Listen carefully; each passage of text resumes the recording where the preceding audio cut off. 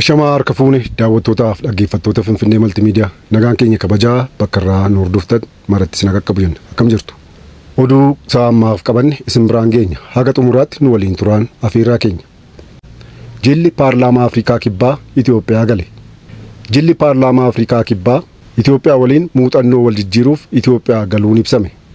Mana maree bakka buutota uummataatti ministeerri deetaan waamamaa mootummaa Itoophiyaa kan ta'an gargaaraan Piroofeesara Miratuu Shaanqoon jilichaaf simannaa taasisaniiru. Itoophiyaa fi Afrikaan Kibbaa biyyoota hariiroo dheeraa qaban ta'uu kan eeran gargaaraan Piroofeesara Miratuu Shaanqoo dhimmoota waloo biyyoota lamaanii irrattis tumsaan hojjechuuf Itoophiyaan qophii ta'uus beeksisaniiru. Itoophiyaa fi Afrikaan Kibbaa damee diinagdeen fayyadamoo akka ta'aniif tumsaan kan hojjetan ta'uu eeruun muuxannoo wal jijjiirraan kun galteen faayidaa qabeessi kan itti argamu ta'uu kaasaniiru. Paarlaamaa Afrikaa Kibbaatti ministeerri itti waamamaa mootummaa biyyattii James Niiksaa Maaloon simannaa taasifameefiif galateeffachuun kaayyoon wal jijjiirraa muuxannoo miseensonni mana maree biyyoota lameenii taasisanii uummata bakka bu'an ga'umsaan akka tajaajilan taasisuuf ta'uu eeraniiru. Biyyoonni lameen waliin hojjechuu kan danda'an hojiilee hedduun jiraachuu eeruun wal jijjiirraan muuxannoo caasaa mana mareetti taasifamuun galteen faayidaa qabeessi kan argamu ta'uu ibsuu ragaan mana maree bakka buutota uummataarraa argame ni mul'isa. Oduu keenya biraatiin Ameerikaan hojiirra oolmaa waliigaltee nageenyaaf tumsa taasisuuf murannoo qabaachuu ibsite. Ameerikaan hojiirra oolmaa waliigaltee nageenyaa Piriitooriyaaf tumsa barbaachisu taasisuuf murannoo qabaachuu ministeera haajaa alaa biyyattiitti gargaartuun ministeera dhimmoota Afrikaa Moolii fi ibsan. Itti aanaan muummee ministeeraa fi ministeerri haajaa alaa Itoophiyaa obbo Dammaqaa Mokonnin ministeera haajaa alaa Ameerikaatti gargaartuu ministeeraa dhimmoota Afrikaa Moolii fi waliin dhimmoota waloo fi naannawaa irratti mari'ataniiru. Obbo Dammaqaan haala hojiirra oolmaa waliigaltee nageenyaa Piriitooriyaa ilaalchisuun ibsas taasisaniiru. Ministeera haajaa alaa Ameerikaatti gargaartuun ministeera dhimmoota Afrikaa Moolii fiin gama isaaniin biyyi isaanii hojiirra oolmaa waliigaltichaaf tumsa barbaachisu taasisuuf murannoo qabaachuu ibsuu ragaan ministeera haajaa alaa Itoophiyaa irraa argame ni ifoomsa. Oduu keenya biraatiin heera mootummaa Itoophiyaa irratti mariin taasifame. Dhimmoota wal falmisiisoo heerri mootummaa haa fooyyeffamuu fi hin fooyyeffamin jedhu irratti qopheessummaa Inistituutii Qorannoo Imaammataa Itoophiyaan waltajjiin marii gaggeeffameera.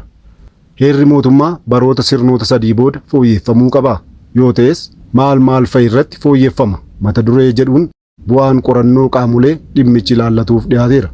Daayirektarri Inistituutichaa Piroofeesar Bayyanaa Pheexiroos akka jedhanitti heerri mootummaa dhimmoota wal falmisiisoo hedduu kan qabu ta'uun maricharraa yaadota araaraa fi sirreeffamuu danda'an ni argamu jedhamee eegama.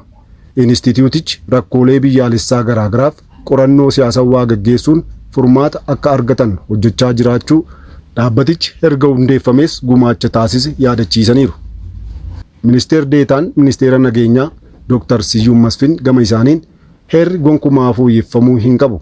Heerichi guutummaatti haaraan bakka buufamuu qabaa fi qorannoon bu'uureeffamuun marii hunda galeessaa taasisuun ni barbaachisa yaadonni jedhan akka kaan dubbataniiru.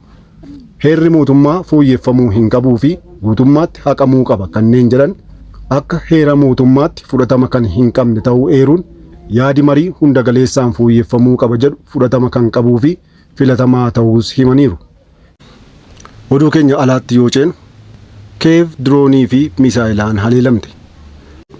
Magaalaa guddittii Yuukireen kan taate Kiev haleellaa cimaa diroonii fi misaayilaan haleelamuu aangawoonni biyyattii beeksisan. Haleellichaanis yoo xiqqaate namoota 3 irra miidhaan qaqqabuun eerameera. Raashiyaan torbeewwan darban duula haleellaa qilleensarraa raawwattu cimsitee kan itti fufte yoo ta'u yeroo dhiyoottis gama kutaa kibba Yuukireeniin duula loltummaa ni eegaltiin kan eegamu ta'uun illee ifoomeera. Itaamaajoor shuumiin waliigalaa raayyaa ittisaa Yuukireen Vaalarii Zaaluz akka ibsanitti Raashiyaan kallattii kaabaa kibbaa fi bahaan magaalaa Kiev haleelteetti. Raashiyaan haleellaa misaayilaa 18 kallattii garaagaraan gaggeessuu ibsuun hundiyyuu Yuukireeniin fashaleeffamuu himan. Haleellichaan buufata xiyyaaraa dabalatee kutaa bulchiinsa Solominaaski keessatti miidhaa olaanaa qaqqabsiisuun eerameera. Erga waraanni Raashiyaaf Yuukireen kun eegaleen asitti lammiilee siviilii 10,000tti lakkaa'amanii fi loltoonni hedduun lubbuu isaanii dhabuu fi madaa'uun gabaafameera.